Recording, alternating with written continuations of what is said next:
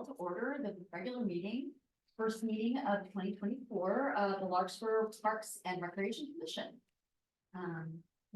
Total. Yes. Commissioner Capel, Here. Commissioner Baxter, Here. Commissioner Friedel, Here. Chair Sunshine, Here. and let the record show that Commissioner Harrison is absent tonight. Right, item 2, is there any public comments? Either online or, actually, are we still taking public comment? We are No, not we're taking Okay, on Zoom so there comments, is yeah. no one here for public comment. Let's go to item 3, approval of the consent calendar. Do I hear approval of minutes of November 16th, 2023? Do I hear a motion to approve? I will make a motion to approve the minutes from November 16th of 2023. I will second that. All in favor? Aye. Motion passes 4-0. Tony's listening. Order of the item 4, there's public hearing. Okay, let's get to the business of the meeting. Item 5 is the installation of officers. Yes. Want to say something? Yeah, so traditionally, we rotate through the commissioners. Everybody takes turns to be chair and then vice chair. This coming year would be Chair Capel, and then vice chair in line would be Commissioner Harrison.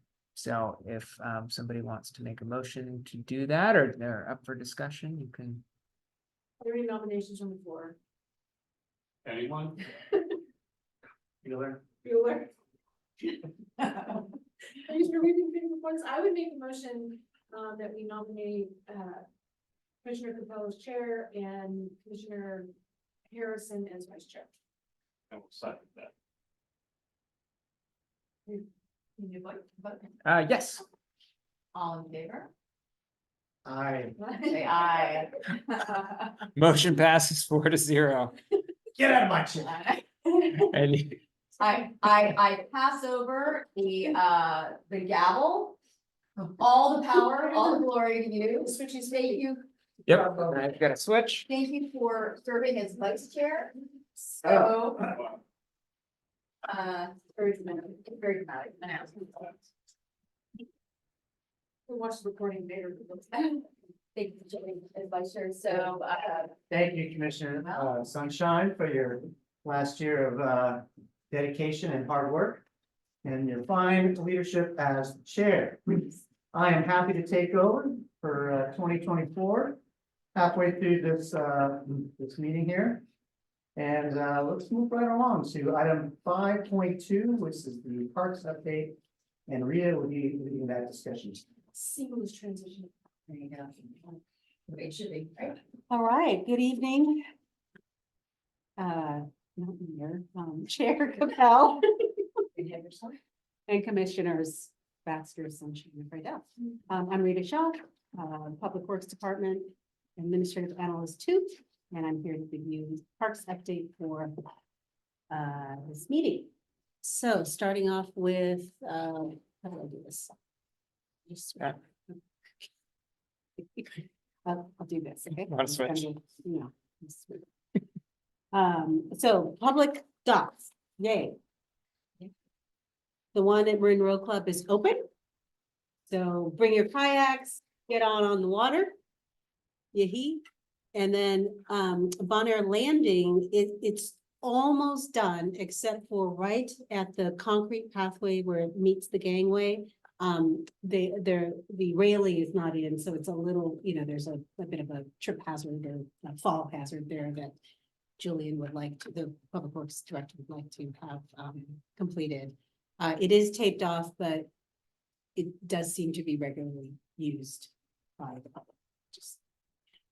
But people seem to be enjoying being able to have access to the water, and Great. your wishes come true.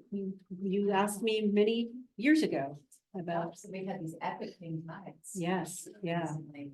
I saw someone launching off of the Bonner Landing. But, a yeah, couple weekends ago. yeah. It's cool. And the park itself is really quite lovely. The one at the Marine Run Club, was that a repair or replacement? It was actually a replacement. The actual old dock, it was a wood dock. It actually floated away probably, I don't know, 5, 6, 7 years ago. It was in disrepair. So this is a replacement. It was, and even the gangway, I think might have been wood. So everything is, yeah, everything is just aluminum and, meant to last for a while, wood, so. Similar size, similar construction. Well, more metal, less wood, more metal, and I think the decking is composite as opposed to wood, real wood.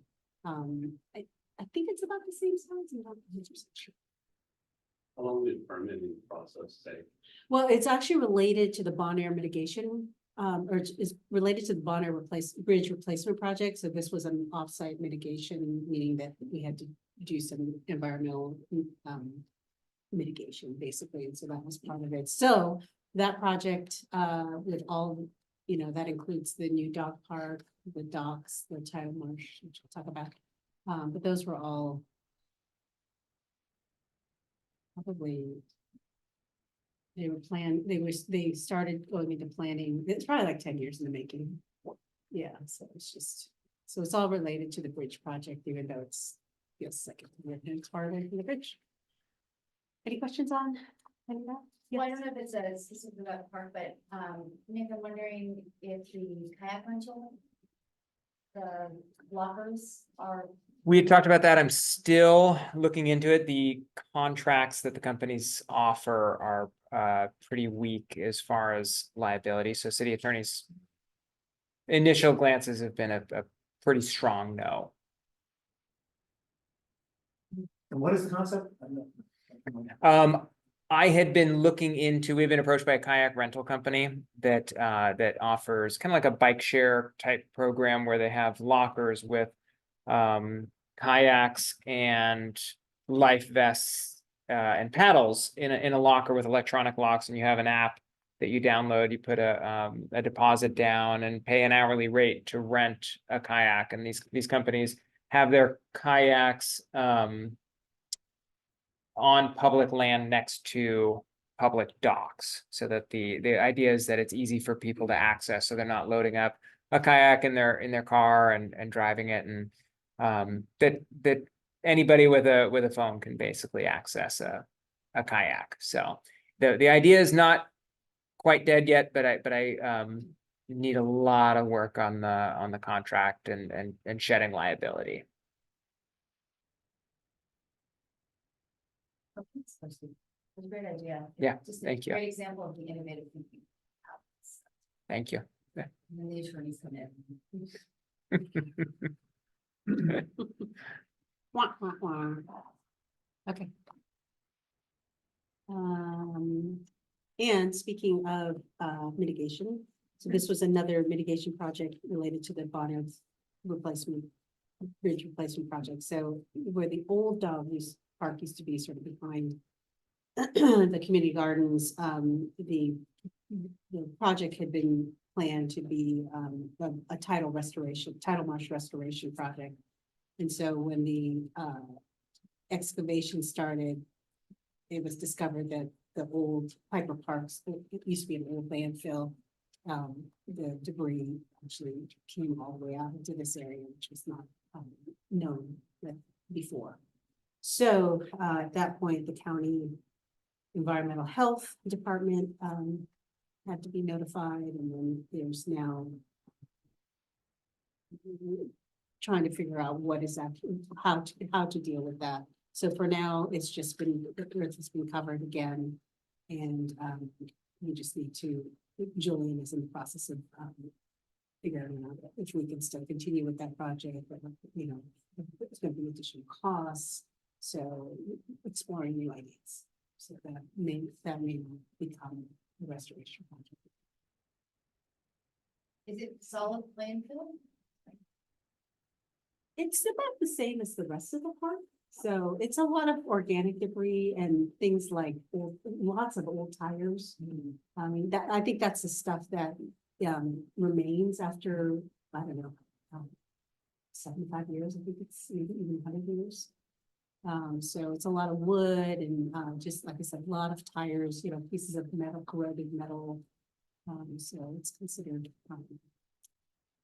not something that we want, anytime you open it. I don't know if you remember when I did the project where we ran the electrical feed underneath the parking lot at Piper Park, we actually had to do methane testing when that was being done, because we're boring underground. So it's the same idea. You're exposing things that are, so. Anyway. If it's not returned to a title march, are there any other ideas floating around as to what? I think right now, well, that's what's being explored at the moment. Part of it is that the cost to do this would have been, covered 88.5% by federal highway money, which is what all these, like the dog projects and the new dog park, it's all part of the federal highway grant monies. And so this would have been covered by that. So if we end up doing something, the project has to have some sort of a mitigating factor to basically it's the amount of rainfall that falls on the bridge. The bridge is now wider than it used to be. And so you have to, there's like a balance that has to happen in terms of how much rainwater is falling off. And so somehow there has to be some sort of connection to why it's what the mitigation is. And so it can't be just any project, like you can't just put a roller skating, something. Pickleball. It has to be some reason to do that. So anyway, it's more Julian's project. I'm just updating you guys because it's in the parks but he's exploring some other ideas of what might be able to be done and then what the funding would be. And will he come to the commission to tell us his plan? Yeah. He usually once a year does a CIP update, so that would be probably at that point, it would be a CIP project. Right. Yeah. But for right now, it'll just be, it's been graded, the stuff that's sitting on top has been removed and then it's just been graded. Earth has been brought in, it's just graded and hydroseeded, so it'll just be natural grasses. And I think there's a couple of benches. So it's just like a green area. Holding pattern.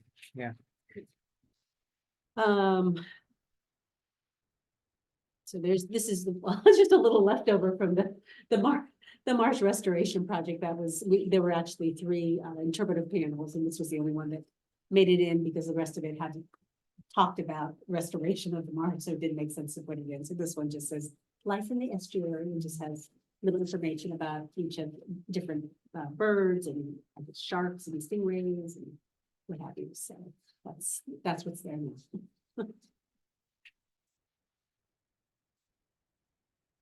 Okay, any other questions from that one? No? Okay. And then just pivoting over to Niven Park. I don't think I was actually here after we had the meeting in October. So just wanting to just kind of, some review what ended up happening. So, A was the original Niven Park playground location. It got pretty much based on the feedback and, from the public and different considerations, we moved to locations in between B and C. So it kind of, we're calling it a hybrid B C location for various reasons, a couple of them being since it's more accessible because it's closer to the parking, more visibility in terms of just monitoring means less impact to the residents in terms of noise and say location A, and construction impact is greatly reduced because we don't have construction coming in up and down the entire length of the park, and less impact for parking what have you, on the other two neighborhoods, you know, if that. There was a lot of concern from those two residences that people would be parking inside, which is all private streets, so by moving it closer to the intersection, you know, there's more room for parking in public street parking. It's most important. And so this is like the playground, just a preliminary concept of what the footprint of the playground will look like. So it's more of a kidney shaped as opposed to a rectangular or a triangular shape.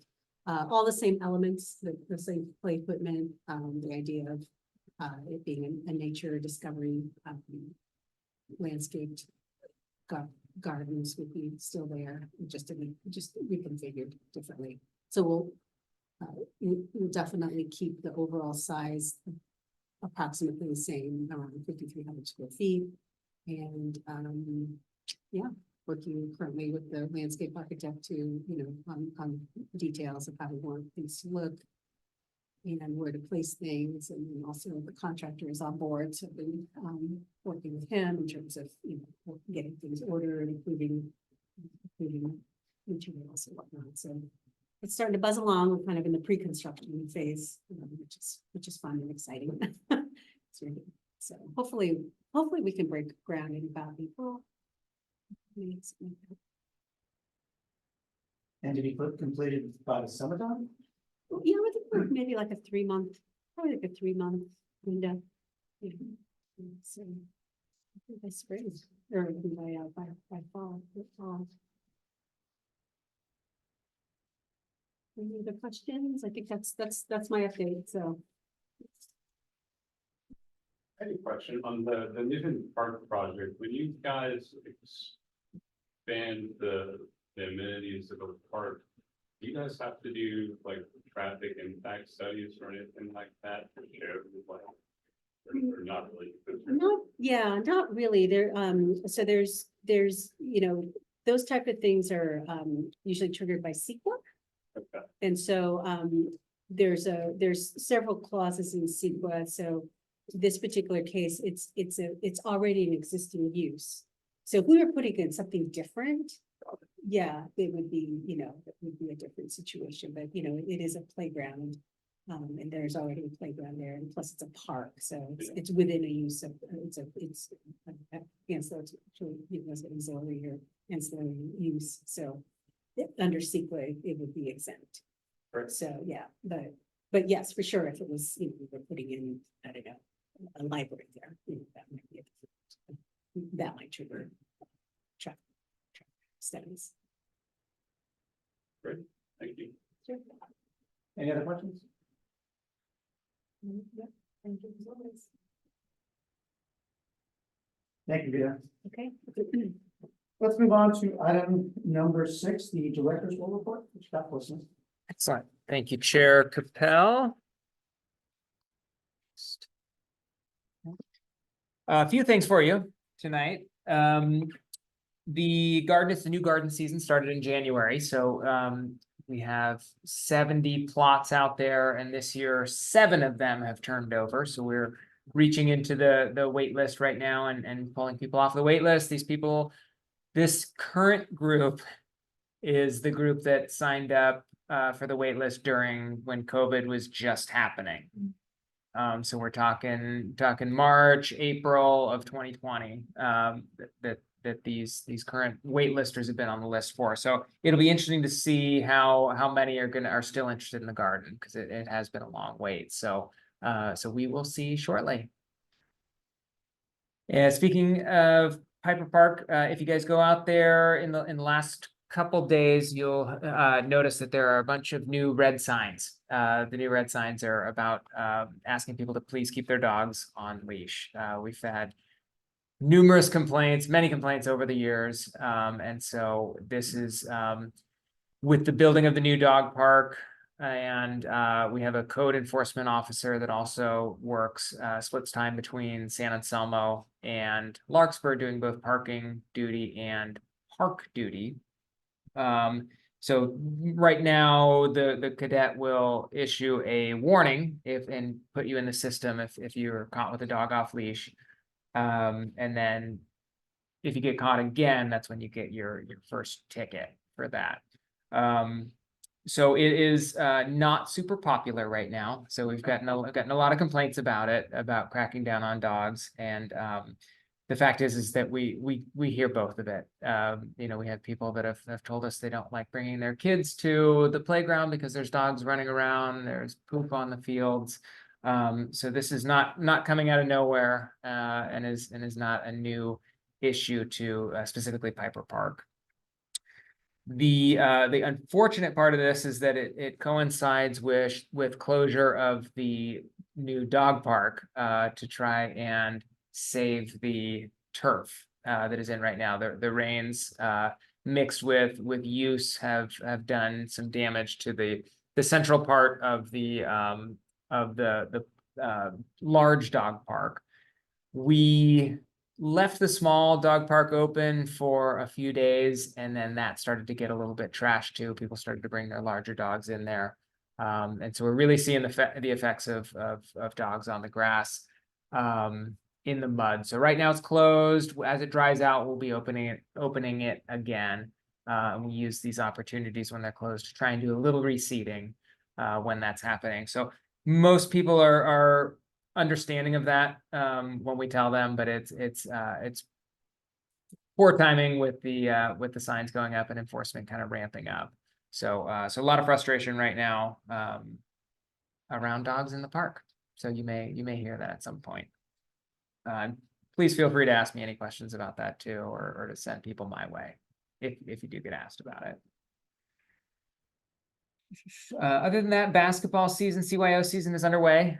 So the gym is packed solidly. I just had a conversation with a coach last night asking for you know, if there's any extra time, and people never believe me, but the hall gym right now is booked daily 7 a.m. to on the weekends 10, 11 p.m. at night, weekdays till at least 9. And again, that's booked solidly, no 15 minutes in between practices. It is just a solid use right now. So Hall's using it for their intramural teams right after school, and then CYO picks up at 5 o'clock and goes all evening. And then on Fridays we have theater in there. So very busy right now. Rugby is underway on the synthetic field, and lacrosse starts up next month. So the park is funny because they'll play in the rain, basketball and rugby. So it'll be pouring rain. Nobody will be in the park, but the parking lot will be full and heading to use the facilities. I think I said grass fields are closed right now. And let's see, Conti and Company finished up 2 performances, Wizard of Oz for the K through 7th grade group, 6th grade group, and Mean Girls for the older middle school and early high school age group. So that was the second performance of the year, and next up is Aladdin in the spring. So they'll typically wait until basketball season wraps up so that there's more gym space available for use in the spring. And finally, Lights in the Park is what we call, Twinkle Lighting calls Twinkling Down. So lights are coming down from the trees this week. So they're still lit up as they take them away, but these are the last few nights to check it out. So if you can get through and check them out one last time. Thank you to our main sponsors, the Commons Foundation and Larkspur Community Foundation. They're as well as numerous sponsors, Chair Capel and his family as well. So it's really thanks to these donations that we were able to make this happen this year, and there's plans for bigger and better next year. So we're believe it or not, that planning process started last week. So it's exciting. I believe next month I hope to have some numbers. The county's recently invested in Placer AI. Yeah, so it's a analytical software. Does some amazing things, some interesting, scary things too, but because we have this, I'll actually be able to track how many people came in to check out night lights in the park, and I'll get some numbers to you. I think hopefully next month I'll be able to figure out how to do it, but so we can actually track how many people visited the park after 5 p.m. Within a 2 or 3% margin of error. So it's all right. We'll take it. I can actually do unique visits too. So we can find out how many times you went. But it'll be nice to see, we don't, I see when I'm out there, people constantly circling and going out there playing on the playgrounds, and I see it as I leave work and stuff, but it'd be nice to kind of get a number on that. And also just to see where people are coming from, where they're going after, and sorry. So I'll hopefully present that to you next month. Doing the thank you. Sponsors. Yes, yep, you'll get a sponsor, or you'll get a thank you letter for approval tomorrow. And then we will be mailing out thank yous to our sponsors, as well as recognizing them in, which is my other update that I forgot. We are bringing back the recreation brochure. It's going to come back this spring. So it's, if you remember, we used to do a brochure. We used to do it jointly with Corte Madera. We've decided this year we're going to go just Larkspur. We're going to, we'll probably have some highlights, some things that are happening with our friends in Corte Madera. But it'll also include library programming and as well as other events that are happening that kind of benefit the community and that we think the public would want to know about. One of my favorite events that the police does is I'm drawing a blank on the name now, the National Night Out, which I think is really cool. So we'll try to spotlight that, as well as the fire department does Chipper Day. It's my favorite. So I just laugh about that with the fire chief. So little things like that I think are going to put in. It'll be we're finding it's a challenge now. We're kind of recreating the wheel, or reinventing the wheel right now. We used to have a template that we just kind of upload things to and let it go, and now we're really looking for a different feel and to kind of modernize it a little bit. So I'm hoping, and once I say this, it'll be on record, I'm hoping we'll have that out in early March. And that will be mailed to Larkspur Green Bay residents. Will you put the dates for next summer's performances, do you think? I know you're thinking about, like we talked about. Yeah, that will be in that guide. Yeah, one of the things I'm looking at right now, I'm looking at changing. It made sense to do it. We did once a month and kind of spread it out. I may be looking at doing some kind of a 4 or 6 or 8 week consecutive sequence of weeks, so that some of the feedback that we got is that we have to keep looking online or looking at the sign to know when we could go out there, as opposed to just, it's every Friday.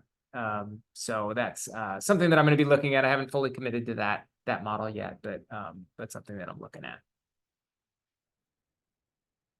Any additional question? I have a question regarding the decision to do it independently rather than jointly with Corte Madera. Just kind of give us an idea of how that came up. Yeah, so we used to do the model that was together, and there was a lot of confusion from the public about what programs Larkspur were doing, where to go for certain events, how to contact the right people. And we were, it was really, I mean, we still have a great relationship with Corte Madera, and so we were able to kind of, somebody calls for a bridge class that's happening at Corte Madera, we tell them, we call Corte Madera, I can have them call you or something, but there was a level of frustration that was consistently happening, and we've reworked the design a few times, and it was a challenge. And so this way we'll be able to spotlight things that we're doing, and then as well as other things in the city. It'll be interesting to see if usage goes down, because you're no longer advertising to both communities. Sounds like you're just advertising to one community. Yes, this will go out in our jurisdiction. could look at doing Corte Madera too. It's typically not something that we would send. It would probably double the cost to send it out to Corte Madera too. Yeah. So there is a lot of cross marketing that we do. So I work really closely with Tim Barry, the director in Corte Madera, and so there will be some Corte Madera stuff, but it'll be kind of be like the spotlight, which is what we've been doing in their rec brochure. So we'll put up when we have events coming up, we'll spotlight it in their brochures, which has been a great kind of back and forth. But it's a little bit more clearer because it almost looks more like ad space as opposed to blending the programs in. And then can I ask you to just briefly speak about the pickleball questionnaire?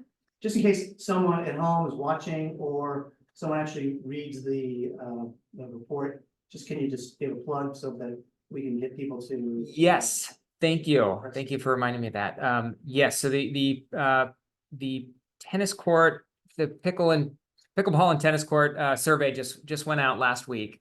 And we're up to 130 responses for that right now. So it's been well received. I've sent it to the main players or kind of the leaders in each group that I know to help get the word out. So I know that they've spread it among their meetup groups, email chains, and I'm sure it's on social media as well.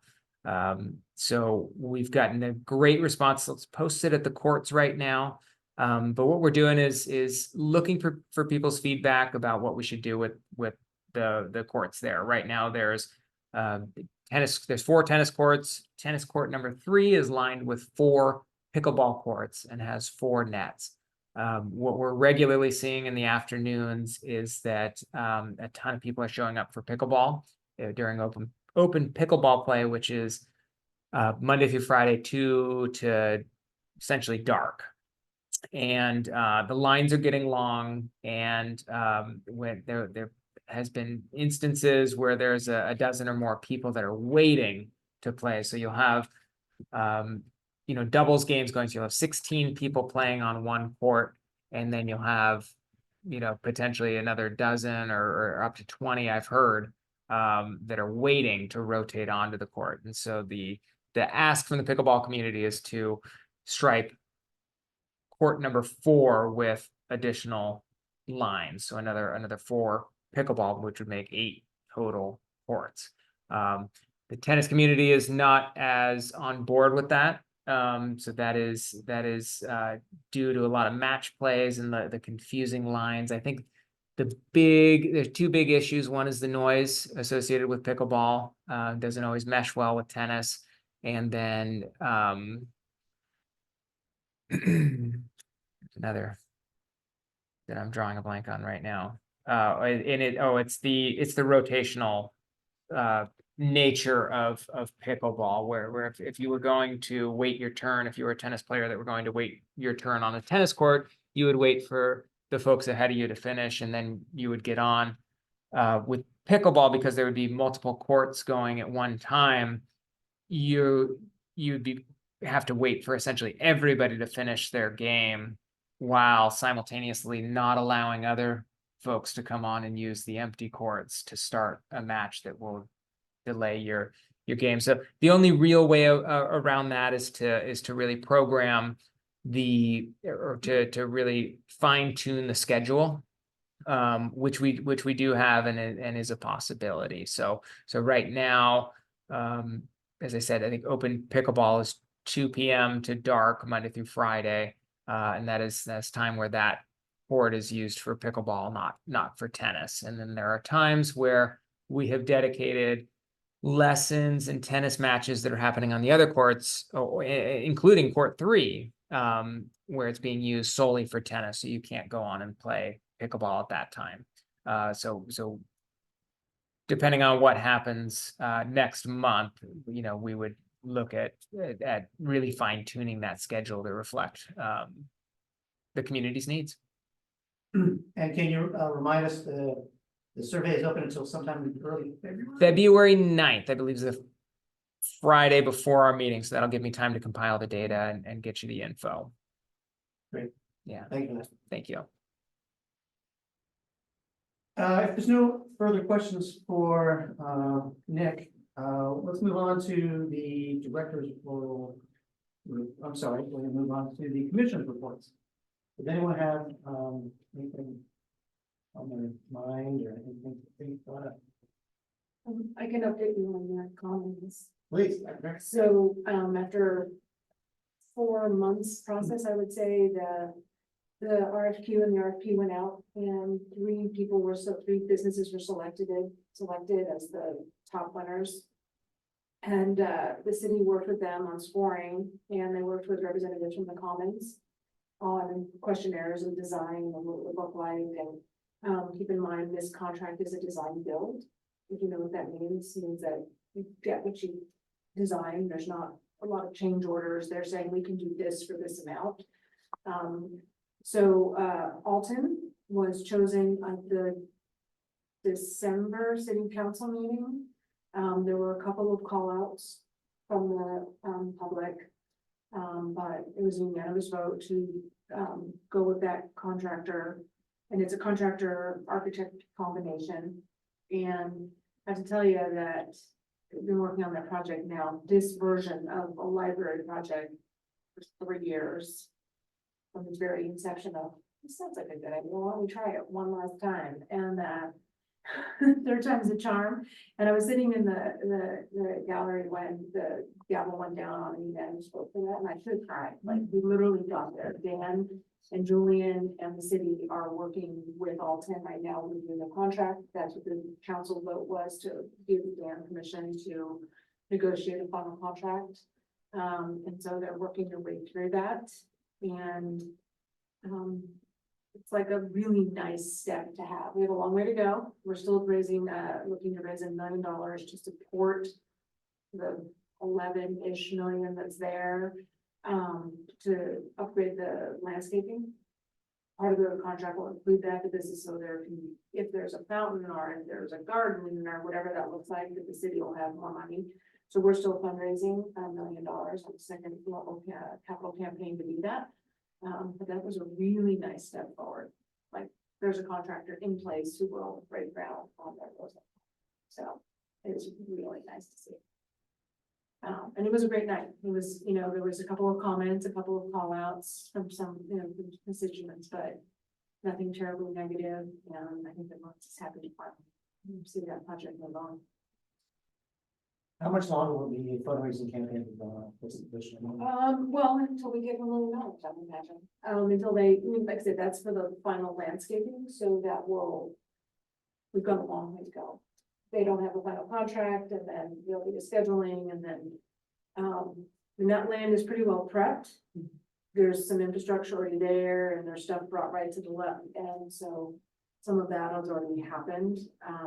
But I still think we're looking at 25, just the anticipated date, so we'll be fundraising for the rest of the year. So it was pretty exciting. It's a nice benchmark. And the website for making donations? It is up, the Commons, Larkspur Commons. Go there. Excuse me, the donation button is open, and we've marked it as a capital campaign, but we haven't officially, there'll be a promotional piece of it. As a, we know we're in capital campaign mode, but we haven't actually put that paper out yet. It'll know. It's scheduled for March. So I don't know. But thanks to everyone who donated. That was huge. We, with private donors in this community, raised over $5 million.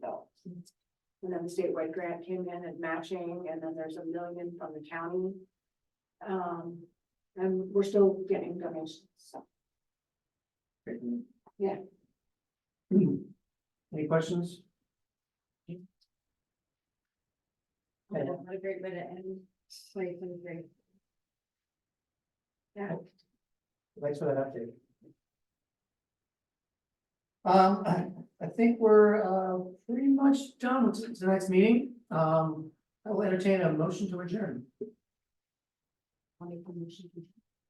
I'll second that motion. All in favor? Aye. One,